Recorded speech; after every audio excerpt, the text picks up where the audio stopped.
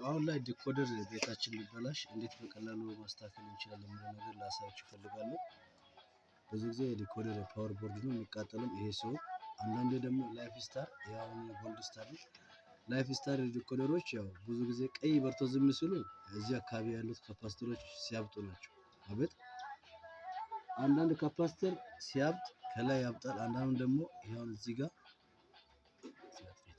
እዚህ ጋር በውስጥ ወጥቶ ሲበላሽ ሙሉ ፓወር ሊዘጋም ይችላል ወይ ቀይ ብቻ ሊበራ ይችላል። ያን ነገር እንዴት መለየት እንችላለን? ካፓስተር ብዙ ጊዜ ሲያብጥና ሲበላሽ በማብጥ ይታወቃል። ሁለተኛ ደግሞ ፓወር ከሌለው ስንሰካ ፓወር ከሌለው በመልቲሜትራችን ዳውድ ምልክት ላይ አድርገን እኚህን ዳውዶችን ቼክ እናደርጋለን። ኮንቲኒቲ ከሰጠ እንደዛ ድምጽ ከሰጠ ያው ዳውዱ ተበላሽቷል ማለት ነው። ካልሰጠ ይሰራል። ለዛ ካፓስተሩን ቀይረን ፊውዝ ደግሞ ኖርማል እንደሆነ ቼክ እናደርጋለን። ፊውዝ ኖርማል ከሆነ ካፓስተሩን ቀይረን በውስጥ ሸንቶ ከሆነ ካፓስተሩን ቀይረን እቺ ፊውዚብል ሬዚስተር ትባላለች። ሲለካት አሁን ኮንቲኒቲ መስጠት አለባት፣ ድምጽ መስጠት አለባት። ድምጽ ካልሰጠች ተበላሽታለች ማለት ነው። እስቲ እንያትና እንለካት እስቲ።